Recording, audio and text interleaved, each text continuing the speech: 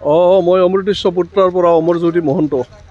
আজি আমি ইয়াতে আহি উপস্থিত হৈছোঁ। এইখিনি ৰজাবাৰী চপাইদং বুলি কয়। এই জেগাখিনি অতি সুন্দৰ প্ৰাকৃতিক পৰিৱেশপূৰ্ণ স্থান। এই আহঁত বৃক্ষ, জৰি বৃক্ষ চাওক। ইয়াতে আমি আহিছোঁ আজি কৰুণাধাৰাৰ 14 নম্বৰ প্ৰতিষ্ঠা দিৱসৰ উদ্দেশ্যে আমি গুৱাহাটী মহানগৰীৰ সমিতিৰ সাধাৰণ সদস্যসকলে ইয়াতে আজি যোগ হৈছোঁ, ইয়াতে লগ হৈছোঁ। ইয়াতে আমাৰ ইয়াতে মিটিং এখন চলি আছে সৰু চপাইদাং অঞ্চল। এইখিনি অতি সুন্দৰ প্ৰাকৃতিক পৰিৱেশ। ইয়াতে আমাৰ পৰম প্ৰাতঃস্মৰণীয় পৰম শ্ৰদ্ধেয় হোমেন বৰগোহাঁই দেৱৰ স্বপ্নৰ পৰম অনুষ্ঠান কৰুণাধাৰাৰ জন্মৰ আজি 14 নম্বৰ বছৰৰ দিন। আজিৰ দিনটোতে এই মহান অনুষ্ঠানটো জন্ম হৈছিল।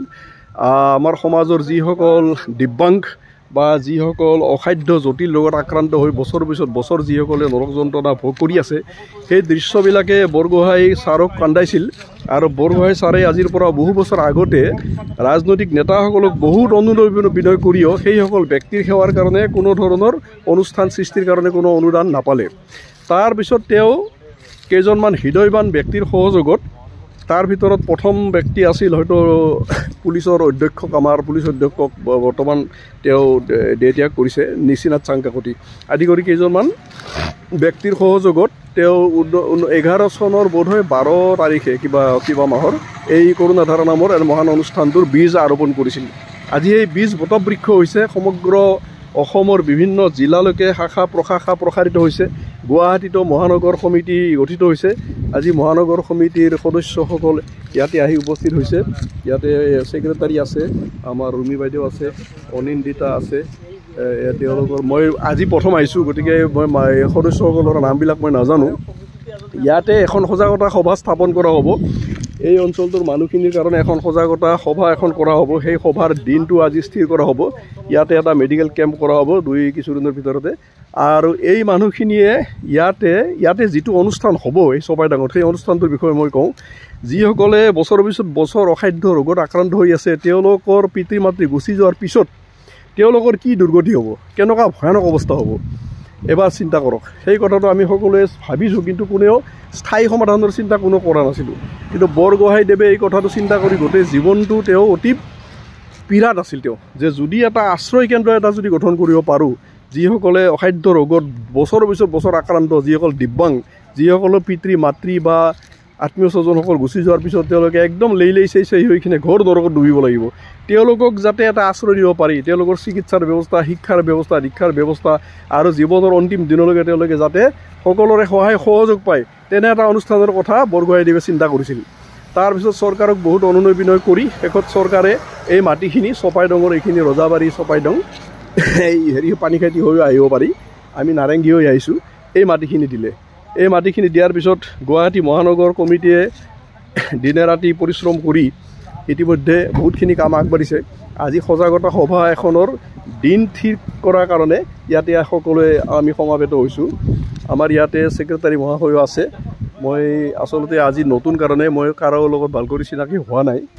গতিকে এই ভিডিঅ'টোৰ দ্বাৰা আমি ইয়াতে কি কৰিম, এই অঞ্চলৰ যিখিনি মানুহ, এই চপাইদাং অঞ্চলৰ মানুহখিনি অত্যন্ত, মই যিটো দেখিছোঁ, বিহাৰী সম্প্ৰদায়ৰ মানুহ বেছি আছে, নিৰক্ষৰ বেছি আছে আৰু BPLৰ মানুহ বেছি আছে। এওঁলোকৰ মাজত এটা সজাগতা স্থাপন কৰিব লাগিব আমি। তেওঁলোকে যাতে, যিসকলে পইচা আছে যিসকলৰ, তেওঁলোকে যাতে হিয়া উজাৰি যাতে এই অনুষ্ঠানটোত যাতে সেৱা সহযোগ কৰে, আৰু যিসকলৰ টকা পইচা নাই তেওঁলোকে যাতে অন্যান্য প্ৰকাৰে সহযোগ কৰে, যাতে আমাৰ ভৱিষ্যতে ইয়াতে গঢ়ি উঠিবলগীয়া এই মহান অনুষ্ঠানটোত সকলোৱে যাতে দেহেৰে, মনেৰে, প্ৰাণেৰে, ধনেৰে, বুদ্ধিৰে যাতে সহযোগ কৰে। সকলোৰে সহযোগ পালেহে সেই মহান অনুষ্ঠানটো গঢ়ি উঠিব। চাওক কেনেকুৱা সুন্দৰ প্ৰাকৃতিক পৰিৱেশতে যায়। ইয়াতে অন্ততঃ 2 বিঘা মাটি আছে, তাৰমানে ইয়াতে 10 কঠা মাটি আছে। গতিকে এইখিনি ঠাইত ভৱিষ্যতে যদি কৰুণাধাৰাৰ সেই মহান সেৱা কেন্দ্ৰটো গঢ়ি উঠে, তেনেহ'লে এই অঞ্চলটোৰ ৰাইজটো উপকৃত হ'বই, সমগ্ৰ গুৱাহাটীবাসী, সমগ্ৰ অসমবাসী উপকৃত হ'ব। কাৰণ মানুহে এইখিনি কথা অন্তত বুজি পাব যে দিব্যাংগ পৰিয়ালৰ যিসকলৰ অৱস্থা অত্যন্ত বেয়া, তেওঁলোকে কৰুণাধাৰাৰ মাজেৰে তেওঁলোকে আবেদন কৰিলে যে চৰকাৰৰ পৰা যে সাহায্য পায়, এইখিনি কথা গম পাব। তাৰোপৰি যিসকলৰ মাক বাপেক নাই বা কোনো আশ্ৰয় নাই, তেওঁলোকে যে ভৱিষ্যতে ইয়াতে আশ্ৰয় পাব, শিক্ষা দীক্ষা চিকিৎসা গোটেইখিনি পাব, যে এই কথাখিনি মানুহে বুজি পাব। গতিকে সজাগতা সমিতিৰ সভাখন পাতা আমাৰ মূল উদ্দেশ্য হৈছে এইটো। মই আপোনালোকক এটা মিটিংখন দেখাইছোঁ। ইয়াতে মিটিং হৈ আছে। গতিকে আমাৰ গুৱাহাটী মহানগৰীৰ আপোনাৰ নামটো ক'ব, 2 মিনিট সময় আপুনি ক'বচোন। 2 মিনিট সময় আমি কি উদ্দেশ্যত ইয়াতে সমাবেত হৈছোঁ, 2 মিনিট সময় ক'ব। মোৰ নাম মানৱজ্যোতি দাস, মই মহানগৰ সমিতিৰ সম্পাদক হিচাপে কাম কৰি আছোঁ। আৰু আজিৰ উদ্দেশ্যৰ কথাটো এখেতে মহন্তদেৱে নিশ্চয় ক'লে, কিন্তু তথাপিও আৰু অলপমান কৈছোঁ যে এটা আশ্ৰয় গৃহ এটা স্থাপনৰ কাৰণে ইতিমধ্যে চৰকাৰৰ ওচৰত মানে আবেদন কৰা হৈছিল, আৰু সেই হিচাপে চৰকাৰে এই মাটিখিনি আবণ্টন দিছে। গতিকে আৰু ইয়াৰ পিছত আমি ৰাইজৰ বৰঙণিৰেই এটা আশ্ৰয় গৃহ স্থাপন কৰিব লাগিব। আৰু তাৰ লগতে আমি যি অহাৰ উদ্দেশ্য কথা হ'ল কি, এই চপাইদাং অঞ্চলত আমি এটা সজাগতা শিবিৰ আৰু মেডিকেল কেম্প এটা কৰিম, সেইটোৰ ওপৰত আমি আলোচনা কৰি আছোঁ। গতিকে মই সকলোকে অনুৰোধ কৰিছোঁ যে কৰোণাৰ দ্বাৰা যি মহান উদ্দেশ্য, সেই দ্বাৰা আমি উপনীত হ'ব পাৰোঁ। সকলোৱে মানে আগবাঢ়ি আহক। অকল দান বৰঙণি দিব লাগে বুলি নহয়, যে কৰোণাৰ দ্বাৰা যিখিনি দিব্যাংগসকলক সহায় কৰি আছে বা যিখিনি জটিল ৰোগত আক্ৰান্ত লোকক সহায় কৰি আছে, তেখেতসকলক বাছি উলিয়াই কৰোণাৰ ধাৰাৰ লগত যোগাযোগ কৰাত সুবিধা কৰি দিয়ক, যাতে যিখিনি পাবলগীয়া ব্যক্তি তেওঁলোকে কিঞ্চিত হ'লেও সহায় কৰোণা ধাৰাৰ পৰা পায়। ধন্যবাদ।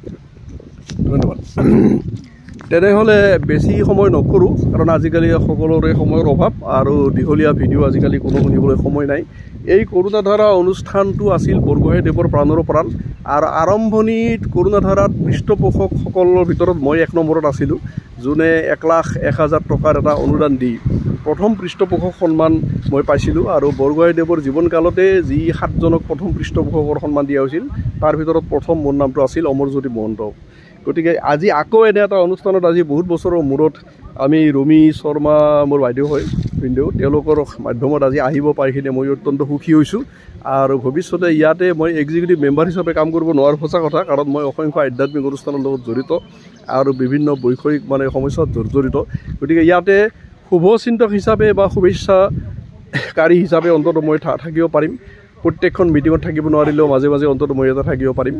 আপোনালোকে এই ভিডিঅ'টো যিমান পাৰে সিমান শ্বেয়াৰ কৰক, যাতে প্ৰত্যেকে যাতে এই জেগাখিনিৰ বিষয়ে যাতে গম পায় যে চপাইডঙৰ ৰজাবাৰী চপাইডঙৰ আমি ইয়াতে এটা কেন্দ্ৰ স্থাপন কৰিছোঁ, আৰু আমি ইয়াতে যে ভৱিষ্যতে যে ইয়াতে দিব্যাংগসকলৰ আশ্ৰয়ৰ কাৰণে যি কৰিব লাগে সকলো যে কৰিম, আৰু সকলো মানুহে যাতে এই মহান কাৰ্যত যাতে বৰগোহাঁইদেৱৰ এই মহান উদ্দেশ্যত যাতে সকলোৱে নিজৰ নিজৰ আহুতি সমৰ্পণ কৰি যাতে বৰগোহাঁইদেৱৰ আত্মাৰ যাতে পৰম শান্তিৰ কাৰণ হয়।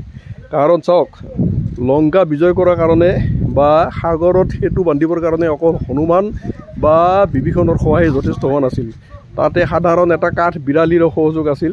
তাতে জম্বুবন্তৰ পৰা আদি কৰি বিভীষণৰ পৰা জাম্বুবন্তৰ পৰা নল নীলৰ পৰা আদি কৰি অসংখ্য বান্দৰ সেনাৰ সহযোগত এনে এটা মহান কাৰ্য হৈছিল, যাৰ ফলৰূপে লংকা বিজয় কৰিব পাৰিছিল। গতিকে সাধাৰণ কাঠ বিৰালীটোকো ৰামে আশীৰ্বাদ দিছিল যে তই যে সহযোগ কৰিছ ৰাম কাজত, সেইকাৰণে তই অজৰ অমৰ হৈ থাকিবি। গতিকে আমাৰ এই অনুষ্ঠানটোত যিসকলে 10 টকাৰ পৰা 100 টকাৰ পৰা 1 লাখ টকালৈকে বা টকা পইচাৰে নোৱাৰে, অন্ততঃ হৃদয়েৰে বুদ্ধিৰে বা প্ৰচাৰেৰে যোনে যেনেকুৱা কৰি পাৰে সকলোৱে সহযোগ কৰক, মই এইটো কামনা কৰিলোঁ। বেছি কৰি নকওঁ। এতিয়া এই জেগাখিনি চাওক, ইমান সুন্দৰ প্ৰাকৃতিক স্থান, ইয়াতে আপোনালোকে আহিব, ভৱিষ্যতে ইয়াতে সহায় সহযোগ কৰি থাকিব। যোনে যিভাৱে সহযোগ কৰাটো সম্ভৱ প্ৰত্যেকে সহযোগ কৰিব বুলি আশা কৰি ইয়াতে সামৰণি মাৰিম। ধন্যবাদ।